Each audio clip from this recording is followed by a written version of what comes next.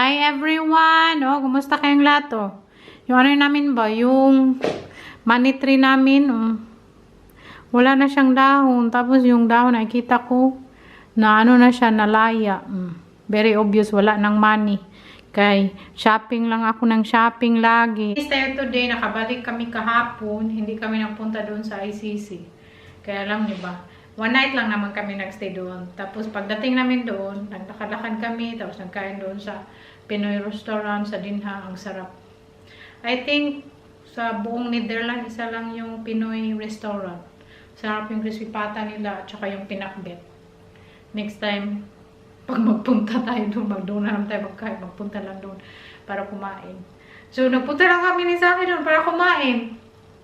Kasi plano namin magpunta doon sa ICC, tapos in the next day na mag-check out din kami sa hotel, tapos hindi kami nagpunta doon kasi grabe.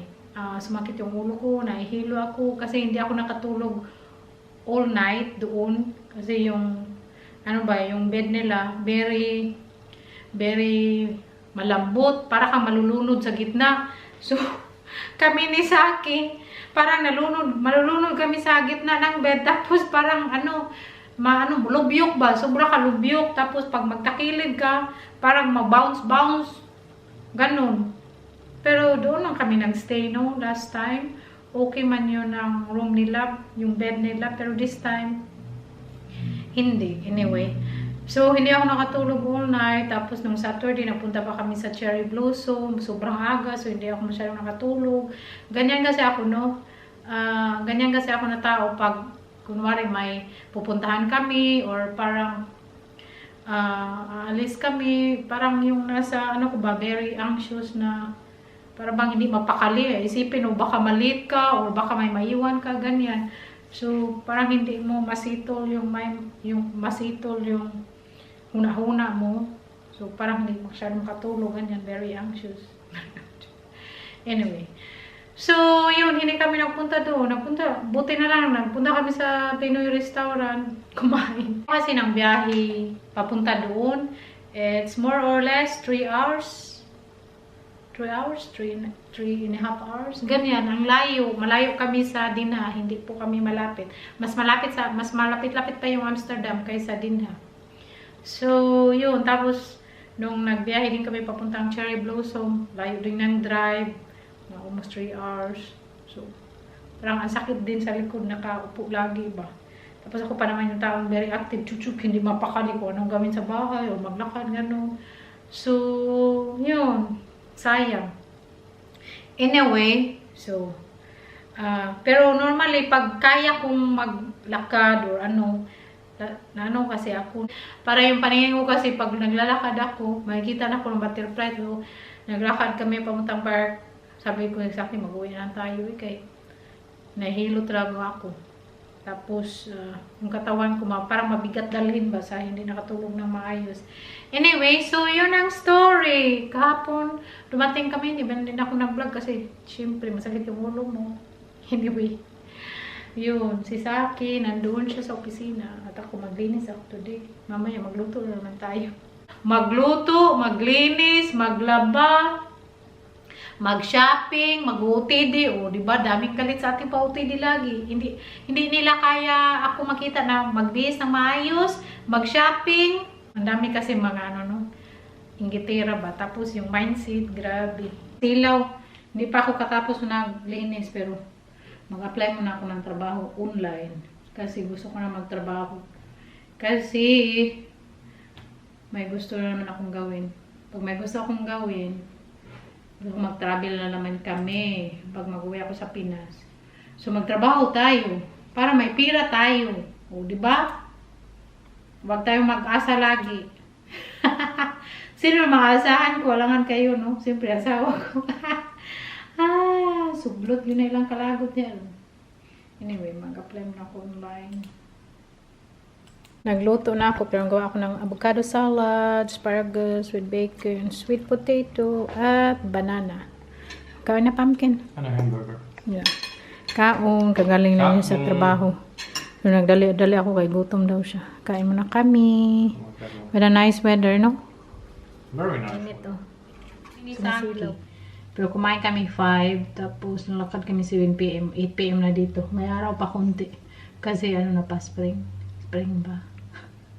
So, hindi na ako nagaya doon na pagkatas kumain, naglalakad na ito, hindi na. Kasi baka yun din ang cause ng appendix ba? Hindi ko alam. Kasi madami yung mga cause, no? Anyway, so, yun. At dumaan kami sa supermarket. Nagbili sa akin ng bread. Pero ako may bread man ako, no?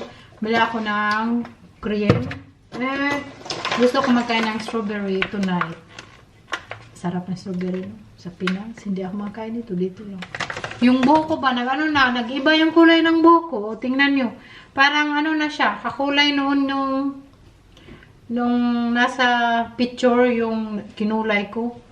Nag-iba na yung kulay niya. Para siyang, yun. Para na siyang ganung kulay nung sa photo. Sabi ko, Isaki, parang hindi bagay sa akin. Sabi niya, nabuang ka na magkulay ka naman. Hindi ako magkulay. Bahala na. Kay kapoy ba?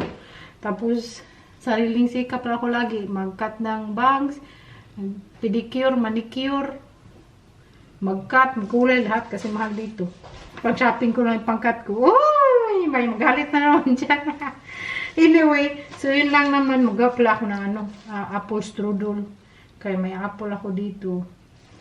Tapos, yung pa-pastry ko, gawin ko siyang apple strudel. Typical lang apple strudel. Ano yata yan na pagkain? German? Apple strudel pumpkin, where they came from? Germany? Or Switzerland? Ha? Austria, from Austria, typical Austrian apple strudel. Oh yeah, I remember when we went to Austria, kumain kami apple strudel kasi yung paborito ko na ano talaga tart is apple. Yun talaga. Anyway, sumagot tayo. Yung gagamitin ko is yung green apple ba? Kaya ang taga ko na itong binili. Gawin ko sana green juice at celery. Kaya lang, tinamad man ako maghugas ng aking green juice.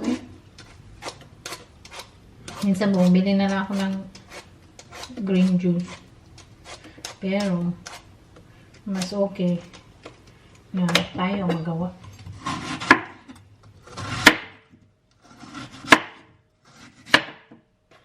Itong green na apple, mas okay siyang gawin apple strudel kahit ano siya, hindi siya matamis, asim-asim.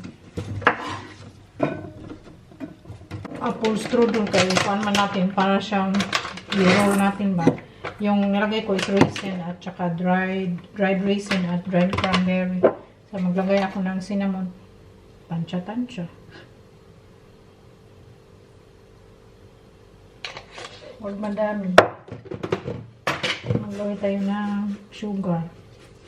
Tansya-tansya din. Pwede mo naman siya i-taste.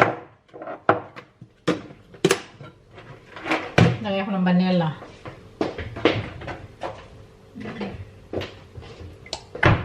Yan ang vanilla.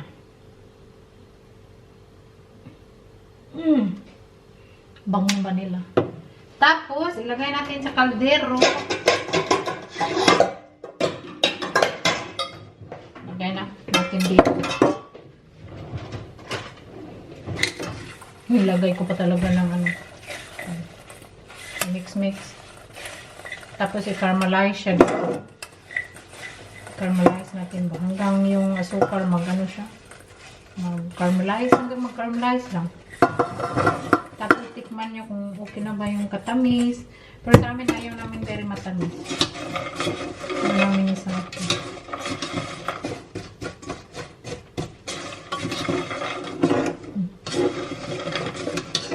Lagay na yun. Nalaglag. Okay na yan. So, i-caramelize na to. Walang lagay na tubig. Wala. Pwede mo din siyang lagyan konting flour kung gusto mong very thick.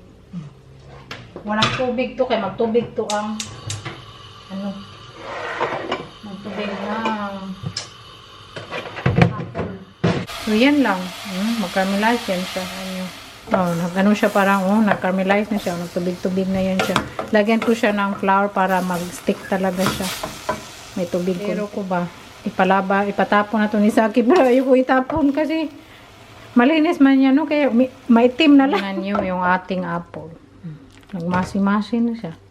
Okay na. Tapos, ito lang siya. Binili ko sa supermarket. Ipalo mo lang instruction. 200 degrees. In the oven, 30 to 40 minutes. Para di siya tart day. Sa pang ano talaga na. Pang tart. Aguhin, no? Saan naman eh. Round pala siya. Round man to eh. Round ba lang. Kaliit man lang to. So, paano ko to? Maliit lang pala. Akala ko square. Mainit pa. Okay lang na mainit pa. Mainit pa naman. All day ko na naman siya.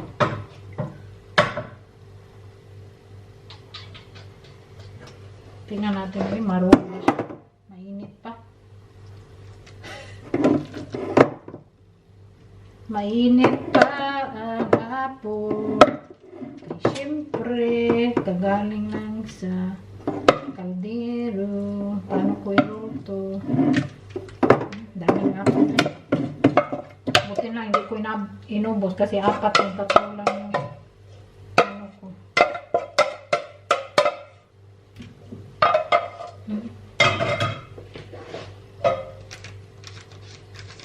Paano ko i-roll to? So, ganyan lang. Ay!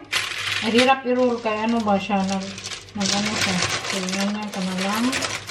Ayan, nagpilit siya. Pilit siya. Kaya naman siya mainit. Kaya yun, nagmamadali. So, ganyan ko na lang. Kasi sa akin, hindi siya marunong magbiyak ng itlog. Ay, kasayang sa itlog. Organic pa naman itong itlog namin.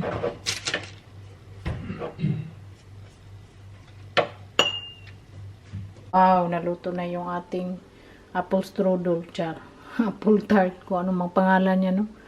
Apple strudel kay ni Rollman. Luto na. Love you all. Thank you so much.